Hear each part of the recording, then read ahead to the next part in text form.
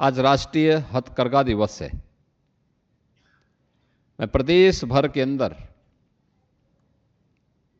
अपने कौशल से, अपने परिश्रम से भारत की इस विरासत को एक नई ऊंचाइयों तक ले जाने के लिए प्रतिबद्ध आप सभी भारत के हस्तशिल्पियों का, हथकरघा उद्योग से जुड़े हुए आप सभी बहनों और भाइयों का मैं हृदय से अभिनंदन करते हुए इस दिवस की बधाई देता हूं।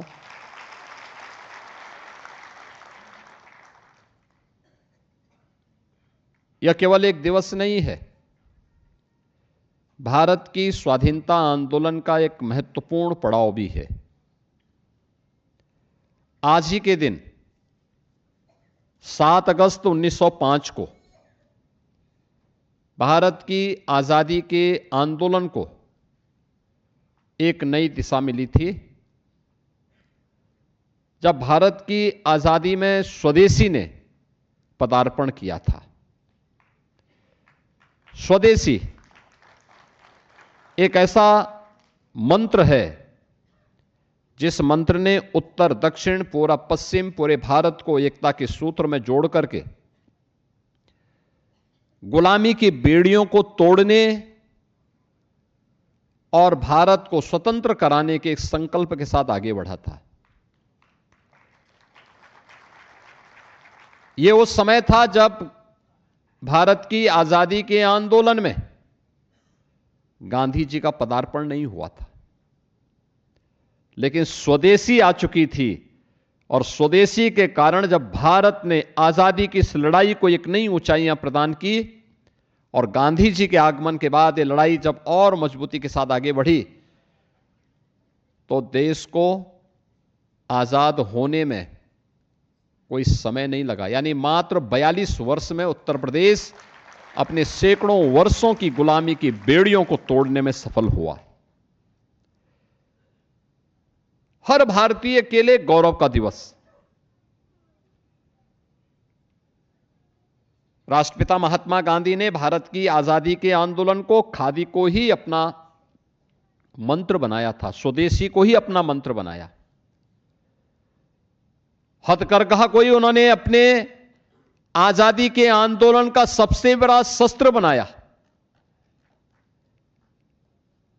और हम सब आभारी हैं प्रधानमंत्री मोदी जी के, जिन्होंने 7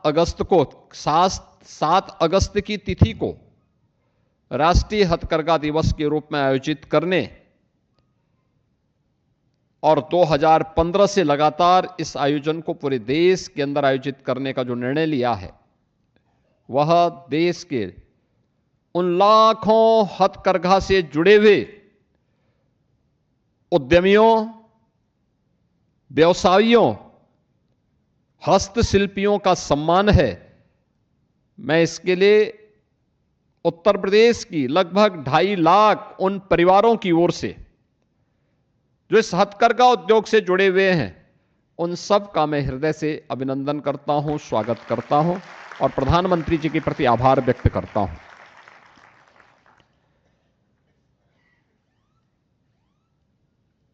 आपने देखा होगा, हमारा हस्तशिल्पी, हमारा हथकरघा का उद्यमी कितनी मेहनत से, कितने परिश्रम के साथ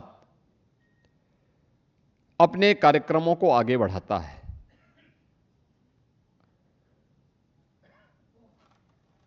कभी यह भारत की आजादी का मंत्र बना था, कभी यह आंदोलन स्वदेशी की प्रेरणा बना था और भारत की आजादी के अंदर आजादी के लिए एक नया मंत्र फूंकने का माध्यम बना था। और आज वही स्वदेशी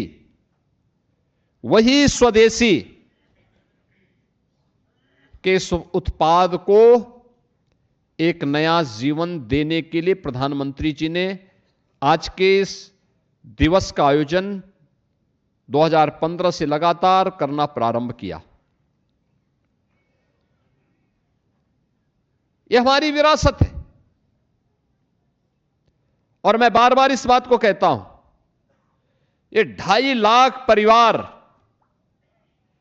यानी अगर एक परिवार में 6 सदस्य भी होंगे तो ये मान करके चलिए कि लगभग 14 से 15 लाख लोग जिस व्यवसाय पर आश्रित हैं, और अगर उसमें पावर लूम को भी हम जोड़ लें तो ये संख्या बढ़ करके आती है लगभग 30 लाख। ये 30 लाख से अधिक लोगों की आजीविका का कारण, उनके स्वावलंबन का आधार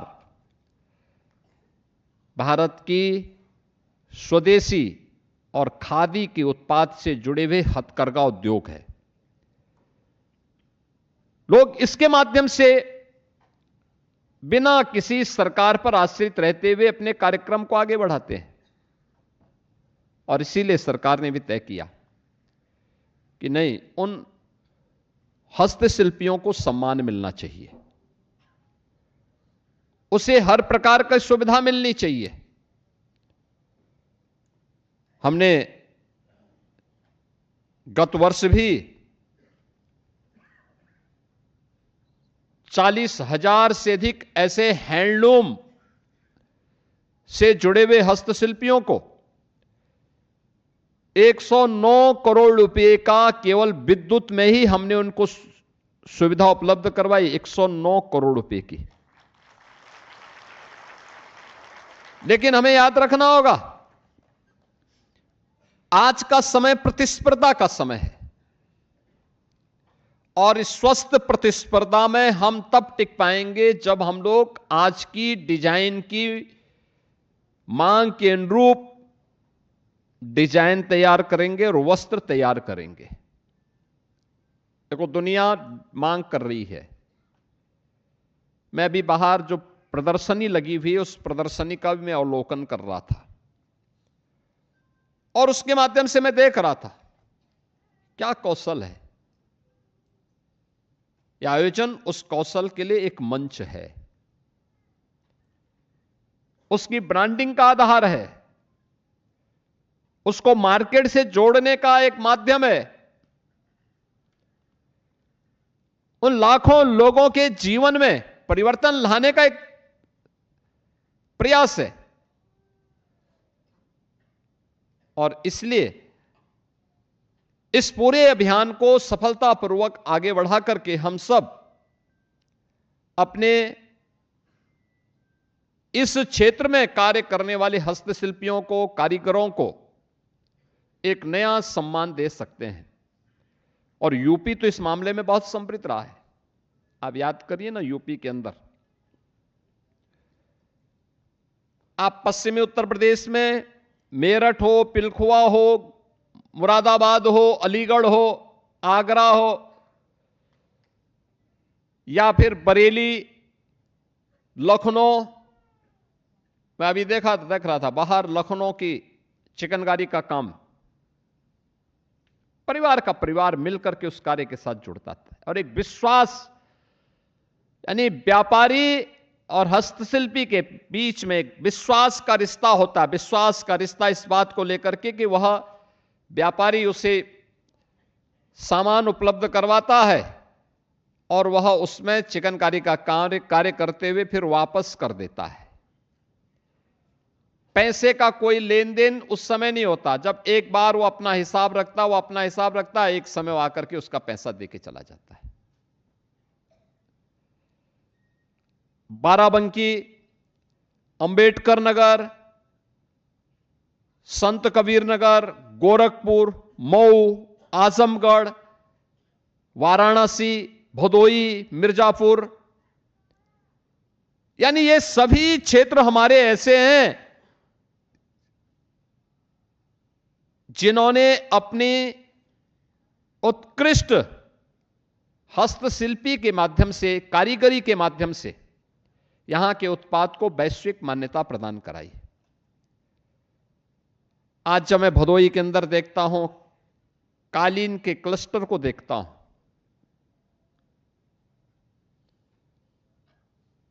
2017 के पहले यह मृत प्राय सा हो गया था। आज मुझे लगता है जब मैं वहां जाता हूं, देखता हूं, अब वो सैकड़ों करोड़ रुपए का एक्सपोर्ट कर रहे हैं कालीन दुनिया के बाजार में। और याद करना, जब देश की नई संसद बनी, आजादी के अमृत महोत्सव के अवसर पर बनी हुई भारत की नई संसद में जब कालीन की बात हुई तो कहीं विदेश से नहीं मंगाया। मोदी जी ने कहा नहीं, भदोई की कालीन लगनी चाहिए। भदोई की कालीन लगी थी। देश की संसद में अलग अलग जगहों पर उत्तर प्रदेश के हस्तशिल्पी और कारीगरों के सम्मान झलकते हुए दिखाई देते हैं। आप पार्लियामेंट के अंदर जाकर के देख सकते हैं, वो आपको दिखाई देगा। हमारा कारीगर, हमारा हस्तशिल्पी जो परिश्रम करेगा, हम जब स्वदेशी उत्पादों को बढ़ावा देंगे, उसको प्रोत्साहित करेंगे, तो भारत का पैसा भारत में ही लगेगा। तो हमारे हस्तशिल्पी के चेहरे पर खुशहाली आएगी, उसके चेहरे पर समृद्धि, उसके जीवन में समृद्धि आएगी। यह समृद्धि एक व्यक्ति का नहीं बल्कि पूरे देश की समृद्धि का कारण बनेगा। और उसी समृद्धि को आगे बढ़ाने की दिशा में आज ये प्रयास प्रारंभ हुआ है। इसी के लिए सारे कार्य किए जा रहे हैं।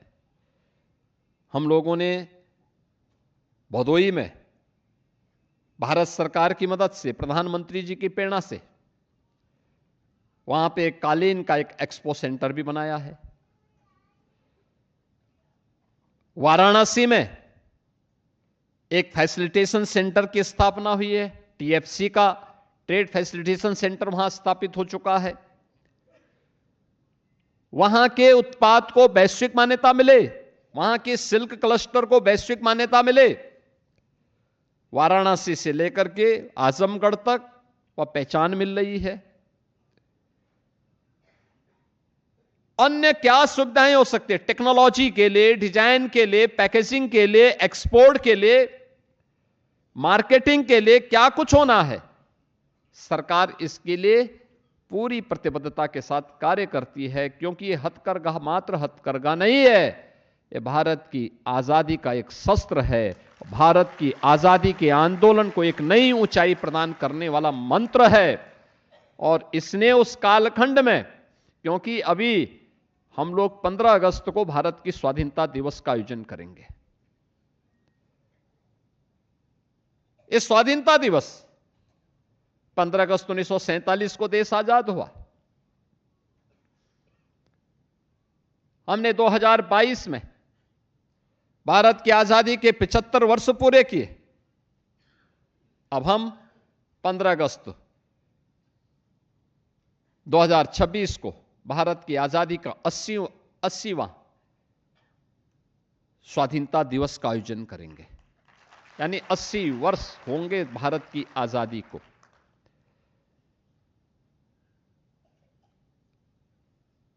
उससे भी 42 वर्ष पहले आज के दिन स्वदेशी के माध्यम से भारत की आजादी के मंत्र को फूंकने का एक नया आह्वान भारत के स्वाधीनता संग्राम सेनानियों ने किया था। और आज भारत की आजादी के उन दीवानों के, आप सभी जितने भी यहां पर आए हुए हस्तशिल्पी हैं, कारीगर हैं, उद्यमी हैं, ये सभी उस परंपरा के, उस विरासत के प्रतिनिधि भी हैं। इसलिए आपका मैं हृदय से अभिनंदन करता हूं, आपको बधाई देता हूं और आपको इस बात के लिए आश्वस्त करता हूं कि सरकार इस पूरे मामले में आपके साथ खड़ी है। हम वाराणसी में फैसिलिटेशन सेंटर से जुड़े हुए छात्रों को स्कॉलरशिप दे रहे हैं। गत वर्ष हम लोग लगभग 450 छात्रों को हमने स्कॉलरशिप दी। डिजाइनिंग के बारे में, टेक्नोलॉजी के बारे में, पैकेजिंग के बारे में, उन्हें इसके बारे में अध्ययन करवाया जा रहा है। गवर्नमेंट उसको पूरी सपोर्ट कर रही है। लखनऊ में पीएम मित्रा पार्क की स्थापना हो रही, 1000 एकड़ में टेक्सटाइल उद्योग को मजबूती प्रदान करने के लिए। याद रखना, टेक्सटाइल का क्षेत्र ऐसा है जो कृषि के बाद सर्वाधिक रोजगार प्रदान करता है, कृषि के बाद सर्वाधिक रोजगार देता है। युवा को रोजगार मिलना चाहिए, हर हाथ को कार्य मिले, हर हाथ को कार्य मिलेगा, खुशहाली आएगी, उसके चेहरे पर खुशहाली आएगी, वो अपनी सकारात्मक ऊर्जा का उपयोग देश के निर्माण में कर पाएगा। इस दिशा में उस प्रयास को एक नई दिशा देने की आवश्यकता है। संत कबीर के नाम पर हम लोग प्रदेश के अंदर 5 स्थानों पर टेक्सटाइल के पार्क की स्थापना के कार्य को आगे बढ़ा रहे हैं। यह भी आपको एक नया प्लेटफॉर्म आपको उपलब्ध होगा। बहनों और भाइयों, यह काम 2017 के पहले भी और 2014 के पहले भी हो सकता था, लेकिन इसके लिए विजन चाहिए, इसके लिए सोच चाहिए।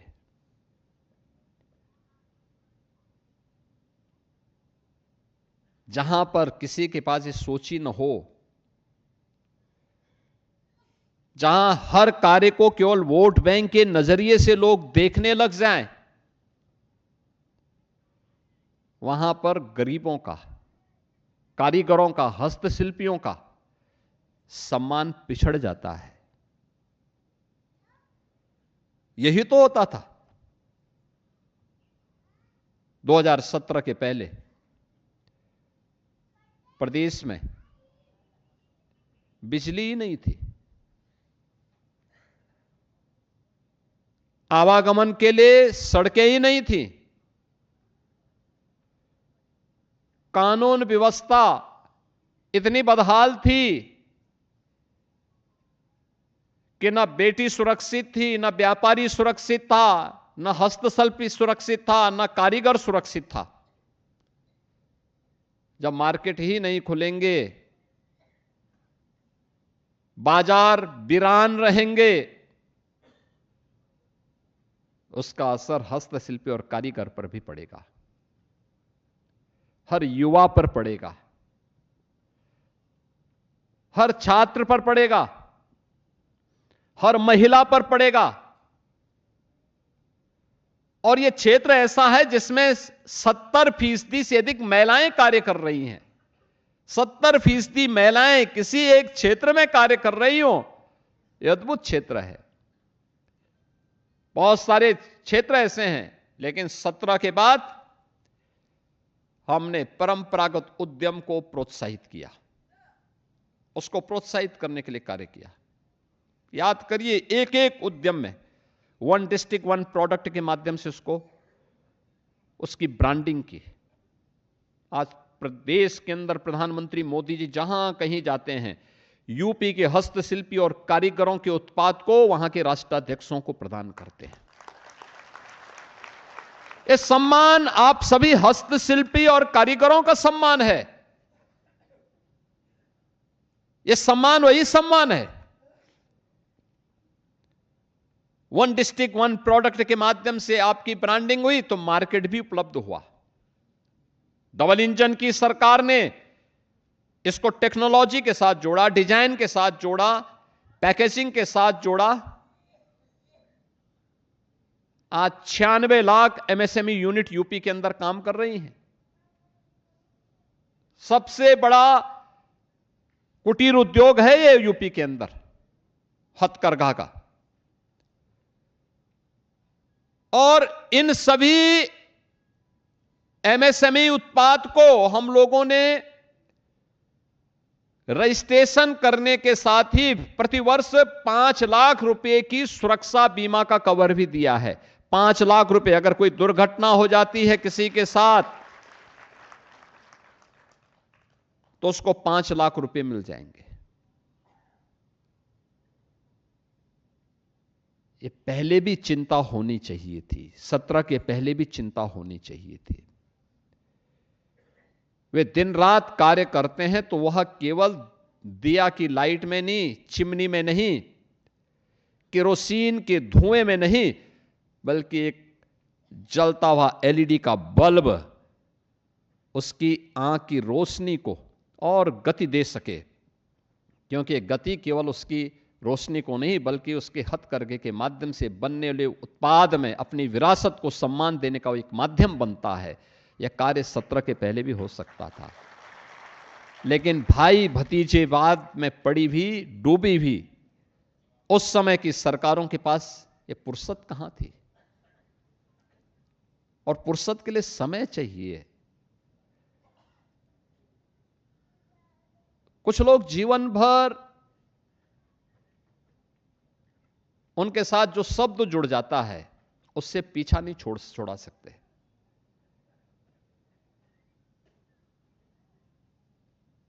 कुछ लोग जीवन भर बच्चे ही बने रहते हैं,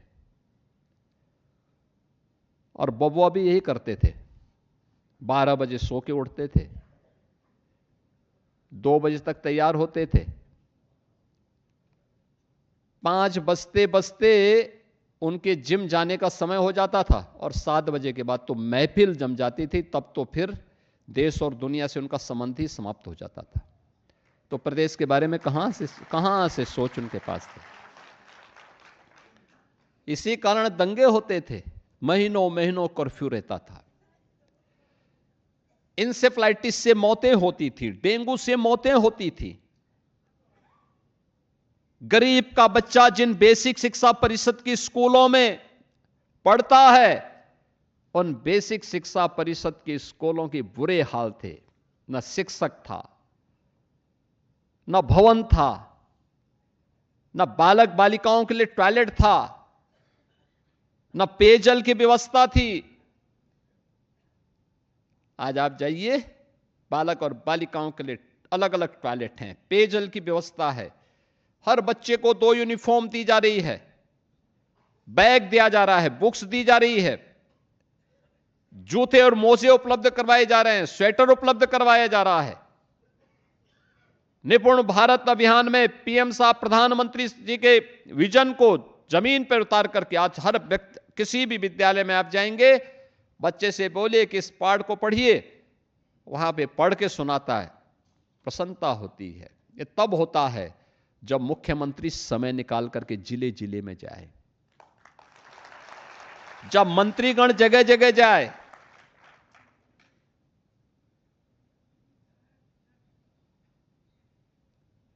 इन लोगों का विकास में कोई रुचि थी ही नहीं पहले। जो है उसमें लूट खसोट शुरू होती थी खानदान में, कौन कितना नोच ले, कौन कितना लूट ले। तो उनसे क्या उम्मीद करते हैं। महिलाओं की सुरक्षा के लिए सबसे खतरा वे स्वयं बने हुए थे, और इस क्षेत्र में 70% महिलाएं काम करती हैं।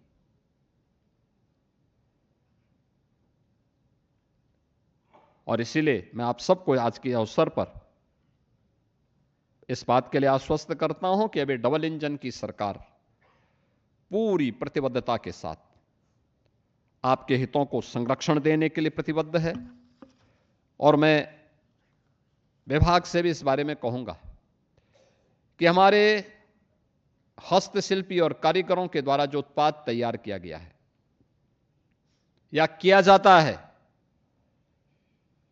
हमारा प्रयास होना चाहिए कि उसको अधिक से अधिक टेक्नोलॉजी और डिमांड के अनुसार उस डिजाइन के साथ जोड़ें, जो मार्केट की डिमांड है, मार्केट जिसको चाहता है, यह हम उनको दें। हमने विश्वकर्मा श्रम सम्मान और पीएम विश्वकर्मा के माध्यम से जो टूल किट और ट्रेनिंग की व्यवस्था की है, इसीलिए उन्हीं कारीगरों के लिए की है जो अच्छा करना चाहते हैं। संत कबीर टेक्सटाइल के पुरस्कार और वीरांगना झलकारी बाई पुरस्कार से सम्मानित जिन लोगों को किया गया है, वो इसी बात के लिए कि वे कुछ नयापन करके दिखाएं। और हमारा प्रयास यही होना चाहिए। हम कहीं जाते हैं, विदेश में बने हुए उत्पाद को नहीं, बल्कि हमारे कारीगर और हस्तशिल्पियों के द्वारा जो उत्पाद तैयार होता है उसी को किसी को गिफ्ट के रूप में उपलब्ध करवाएं। और मुझे बहुत अच्छा लगता है, अब दीपावली हो, होली हो, ईद हो, कोई भी पर्व और त्योहार होता है, किसी के घर में कोई मांगलिक कार्यक्रम होता है, तो लोग उत्तर प्रदेश के अंदर बने हुए उत्पाद को ही भेंट करते हैं। कोई भदोई की कालीन का नमूना लेके आता है, कोई फिरोजाबाद की मूर्ति को लेकर के आता है, कोई पीतल से बने हुए उत्पाद को मुरादाबाद से लेके आता है, कोई हार्डवेयर से जुड़े हुए उत्पाद को लेके आता है, कोई स्पोर्ट्स आइटम युवा के लिए लेके आता है। सब अब यूपी के अंदर बन रहे हैं। स्पोर्ट्स का आइटम मेरठ उसका केंद्र बिंदु बना है। इससे पहले ये दम तोड़ रहा था। कहीं पॉल्यूशन कंट्रोल बोर्ड परेशान करता था, क्योंकि उनकी भट्टियां कोयले से जलती थी, केरोसिन से जलती थी। आज हमने पीएनजी पहुंचा दी। आज बिजली के कनेक्शन उनको उपलब्ध करवाए गए हैं। पर्याप्त पावर है, पर्याप्त पीएनजी है। अब उनके बाद टेक्नोलॉजी है, मार्केट है, एक्सपोर्ट प्रमोशन के लिए उनको प्रोत्साहित किया जा रहा है। कोई प्रॉब्लम नहीं, और सरकार इसको लेकर के पूरी प्रतिबद्धता के साथ कार्य करेगी। हम लोगों ने सरकारी विभागों में जो हथकरघा से जुड़े हुए उत्पाद को खरीदने के लिए व्यवस्था बनाई है। विभाग तत्काल इस पर आगे कार्रवाई करें, और इसके लिए जिस भी स्तर पर प्रयास होने चाहिए, इस पर भी हमारे प्रयास आगे बढ़ने चाहिए। इसी प्रकार से हॉस्पिटल में या गेस्ट हाउसेज में जो हम बेड शीट उपलब्ध कराते हैं, खरीदते हैं, अगर हथकरघा से बनी हुई उत्पाद हों और उत्तर प्रदेश के कारीगरों से बने हुए उत्पाद हों, तो मुझे लगता है सोने में सुहागा हो जाएगा। इनकी इनकम भी बढ़ जाएगी, साथ साथ वहां पर उत्तर प्रदेश के हथकरघा से जुड़े हुए पावर लूम से बने हुए उत्पाद हैं, जो टॉवल का हम इस्तेमाल करते हैं, तौलिया इस्तेमाल करते हैं, या जो कालीन इस्तेमाल की जाती है, यह भी यहाँ के कारीगरों के हाथों से बनी हुई होगी। तो इनकी इनकम भी बढ़ेगी, उसकी ब्रांडिंग का एक अवसर भी होगा, और साथ साथ हर नागरिक उस पर गौरव की अनुभूति भी करेगा। आज के इस अवसर पर एक बार फिर से राष्ट्रीय हथकरघा दिवस के अवसर पर मैं आप सबको हृदय से बधाई देता हूं, और राज्य सरकार की ओर से इस बात के लिए आश्वस्त करता हूं कि सरकार आपके हितों को संवर्धन देने के लिए हर प्रकार से सहयोग करेगी। आप सबके प्रति मेरी मंगल में शुभकामनाएं हैं। धन्यवाद। जय हिंद। बहुत बहुत धन्यवाद माननीय, आपके बहुमूल्य मार्गदर्शन के लिए। और अब अंत में आयुक्त एवं निदेशक हथकरघा वस्त्र उद्योग श्री के विजेंद्र पांडियन जी से अनुरोध करेंगे कि अतिथियों के प्रति आभार व्यक्त करें।